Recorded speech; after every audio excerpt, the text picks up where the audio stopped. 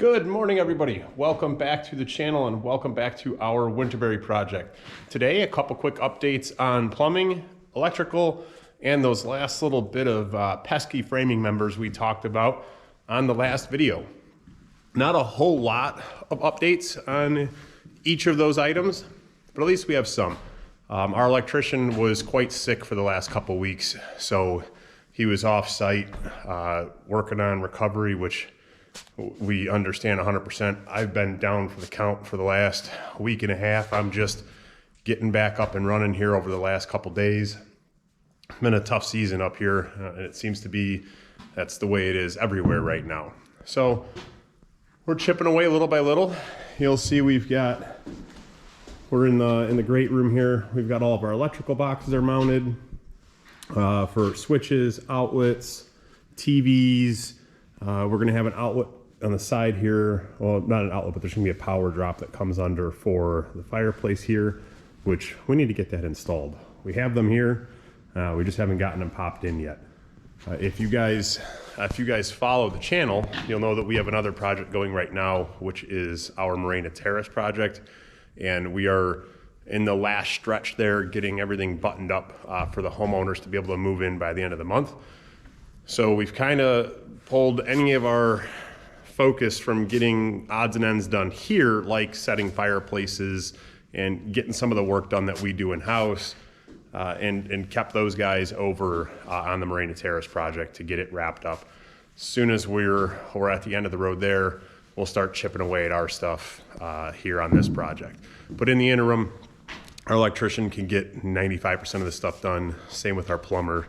And speaking of plumbing, we are only waiting for a couple of items. Take a walk through. It sucks once the wires are in the wall. You can't play ghost and go through the walls anymore. So we had, as you guys have known if you have followed before, and if you haven't been following, go back and check out some of the older videos of this project, and it'll give you a little bit more context for kind of what we're talking about here. But there's going to be a bathtub here on this wall, and the designer who did the cabinetry and the layout and everything had spec'd out a very specific bathtub. And with as many budget overruns we've had with lumber, excavation, engineering, all that fun stuff, we had to kind of revisit a new idea for the bathtub. That bathtub was like almost $6,000 just for the tub itself, and we just can't justify that in the budget any longer. So we were trying to find a solution for a different tub that'll work. It'll still have a really good look to it, and we finally figured it out this week. So that's on order, and it should be here hopefully in the next week. So while the plumbers are waiting for that to come in, and we were waiting on the bathtub for the basement bathroom, which we'll run down to real quick, to come in as well. We told them go ahead and pack up and head off to your next job. And once we get those last couple items in, just zip back. They'll install those, and at the same time they'll wrap up the last little bit of odds and ends they have for rough-ins.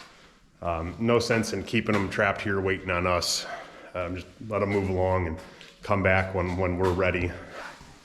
And the other bathtub we're waiting for goes right there in that spot. It's kind of a funky size. Nobody stocked it. And when we ended up having to change to a 12-foot tall wall, we went to a 12-inch thick wall here for the concrete. That took 4 inches of space away from the basement. Well, not 4, so it would take 2 away from the basement. 2 on this side, 2 on the other side. And it shrunk that cavity just a little bit, and the tub we were planning on using would no longer work there. So one of those little things we missed, didn't even think about that we were gonna have a spatial change there, and we just caught it as they were going through roughing.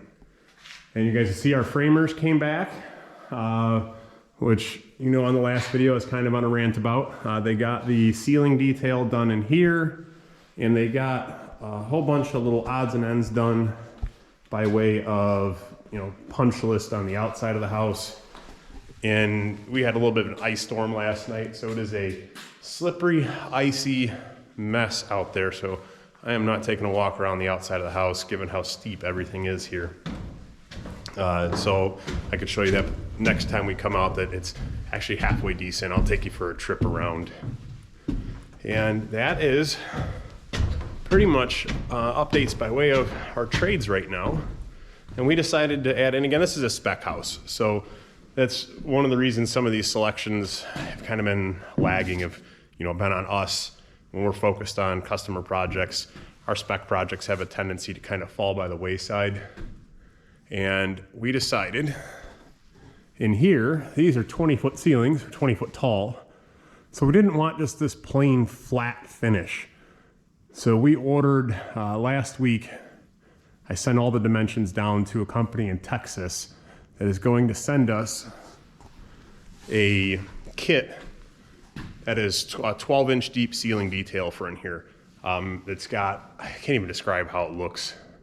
You know what? I'll find a picture of it and I'll crop it in the video here and show you. So we're waiting on that to come in so we could throw that in, and then the electrician will put his can lights inside of that detail. So another little thing that we've got to do on our end, but it's 100% on us, and we'll get it taken care of. So thank you guys for taking the trip with us. If you guys are liking the series of building a house from start to finish, do us a huge favor. Smash that thumbs up button for us. Helps a ton with the YouTube algorithm. And as always, if there's anything we can answer for you, please feel free to put it in the comments below, and we will do our best to get you an answer. Thank you very much. Have a wonderful day.